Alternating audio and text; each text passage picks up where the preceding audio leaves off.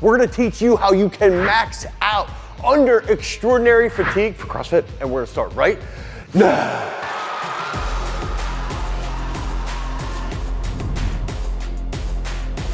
We all make fun of CrossFitters. We all talk about how their technique is terrible, how they look awful. And one thing I wanna bring up is that if we see errors in sports like football, for example, errors that will happen when someone is under a massive amount of fatigue. We might see those errors in the third or fourth quarter of just jumping off sides or having a false start, maybe holding, something like that. And we'll see that through that light, and it's more simple for us to understand, well, that athlete is under a lot of fatigue. They're gonna make these mistakes. Now, when we see errors in the realm of CrossFit, okay, what we tend to see is possibly bad technique, form breakdown. Maybe they don't execute the full rep, so they get a discounted rep when they're actually doing these tests. And then we make memes, and then we make fun of these athletes, and then we make fun of CrossFitters for having poor technique. But really it comes down to they don't have that bad a technique. They're just under a massive amount of stress. So we've got to figure out, how can you execute a maximum lift with a large amount of force while you're under a large amount of fatigue? The first thing we have to do is take the sport and the endurance needed and then optimize that within our periodization. And the first step that we can do then is go, okay,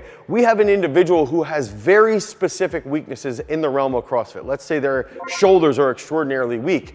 The further we are out from a competition, we need to hammer those weak points, okay? We need to put a large amount of volume on those weak points, and even if it's around something that is max strength related, we probably should even focus on localized fatigue in those specific muscles. In this case, our example with those weak shoulders. As we get closer and closer to the actual peak, let's say we're training for the open or we're going to the CrossFit games if we are that good, now chaos starts to ensue as we get closer and closer and closer to that main competition. It's sort of reverse from the way that we would think about sports performance in the realm of if we're talking about sprinting or a swimmer or even a football player. It almost feels as though it would be done backwards. The next thing that we have to do is look at endurance. So if we're looking at endurance for CrossFit, first, we have to intensify. That means that we have to have our CrossFitters be able to do things at higher tempos. Okay, so if they can go through at a higher pace, a simple example here would be, think about a miler. If we're training a miler, if they can run their 400 repeats at, say, a 350 mile, ideally over a long period of time, they will eventually run a 350 mile. So we have to understand how we can intensify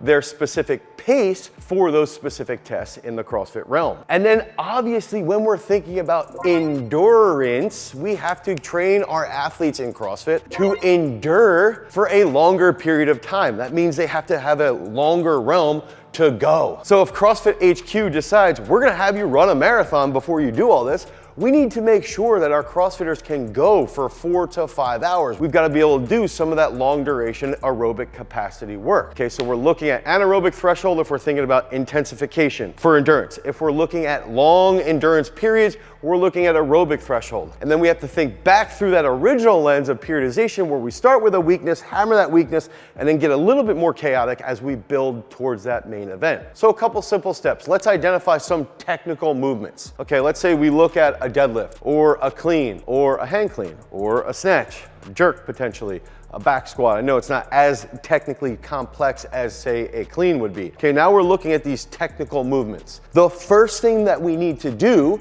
is identify the technical model, okay? Even with the realm of swimming, when they went into the pool in the CrossFit Games, a lot of people really struggled to even identify good technique in the pool. What's good posture in the pool? How can we hold good posture? But if we can specify all of these past exercises or past tests that HQ has used, we need to identify a technical model for each and every aspect, okay? And if we can educate ourselves on those technical models, then over time we can use drills to emulate those technical models, okay? So that's gotta be in everybody's head. Even doing like a barbell cycling position, what is the model that we want to achieve? How do we want to achieve barbell cycling? If we can think of that in the simplest form, then when we're under a massive amount of fatigue, we have to recap and go back towards those specific technical models. Then the next step, okay, we identify these technical models. Maybe as a coach, you hand out, hey, this is the model we're looking for. When we do a snatch, I want your knees to move this way. I want your back to move this way. When we're doing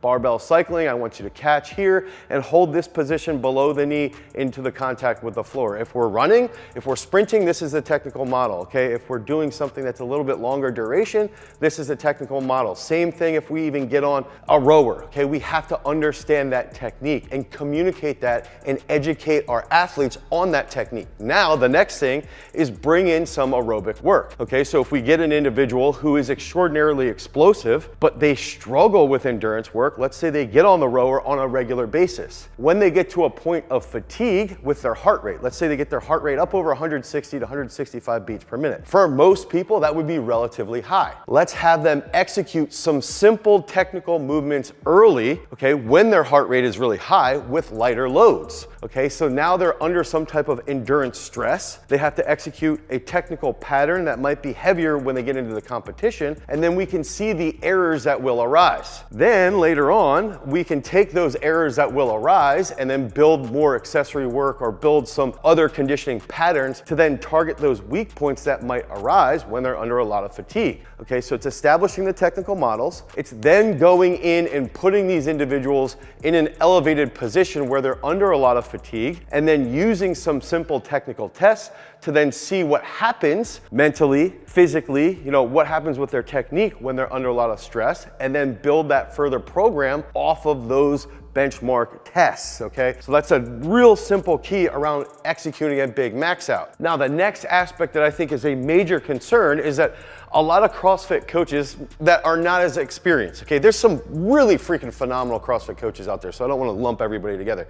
But oftentimes, some CrossFit coaches might thrash their athlete, okay? It might be either fun egotistically, or if you're sadist, or we even look at some of these coaches that they just think like if we have our athlete feel like they're gonna throw up every single workout, they think that's optimal. But I would only do this about once a week or once every 10 to 14 days. So now if we focus on developing their aerobic threshold long-term, if we develop their overall max strength long-term, if we focus on improving their technical coordination or their technical recruitment with a snatch or a clean or barbell cycling, we can get stronger with all of these specific realms and still recover, and then get thrashed from a high intensity interval aspect only once a week or once every 10 to 14 days. Okay, I like to then think about with the coach, they do need to put the athlete into these specific high pressure situations because we've got to help them understand how the brain thinks when they're under a lot of stress. I like to think about endurance cyclists, okay? If they're pushing like 250 to 350 watts for hours upon hours, or 250 to 300 watts for hours and hours and hours of training, or hours and hours and hours of competing, and then that last 30 minutes they've got to push like 450,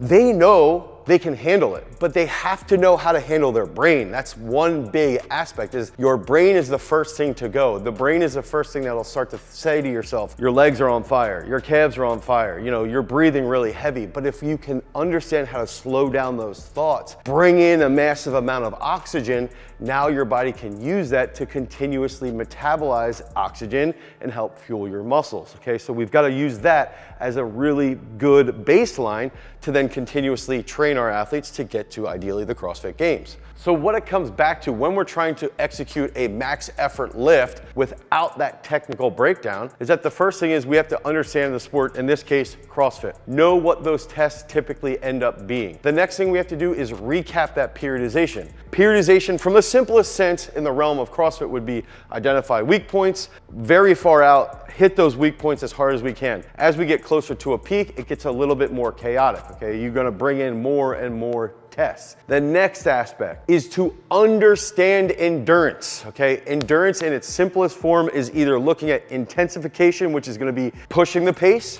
or increasing your ability to endure, long-term endurance. So understand how those two aspects of endurance fit into your general model. And then the next thing, establish technical models for those specific lifts that we see as problem points when we're under fatigue. Think about if we run 400 meters and we have to hit a big clean. The big clean could be a really freaking hard thing to do after you run 400 meters. So we've got to have that technical model established. And then as we understand the athlete and how they might break down from that big clean after 400 meters, we can then see where the technical breakdown breakdowns will occur or the endurance breakdowns will occur for that specific athlete over a long period of time to then lead to greater optimization from that feedback loop of their periodization. And then finally, before we give you that one final recap, if you guys need help with your programming, head over to peakstrength.app, the Google Play Store or the Apple iOS Store. You can download Peak Strength, a strength training app to help you guys become better CrossFitters. And finally, as coaches, we need to stop thrashing our athletes all of the freaking time, but use those thrash workouts as a way to see how the athlete thinks, how the athlete reacts, how the athlete handles stress, and then ultimately over a long period of time, you'll develop a world-class CrossFit athlete. Until next time, peace.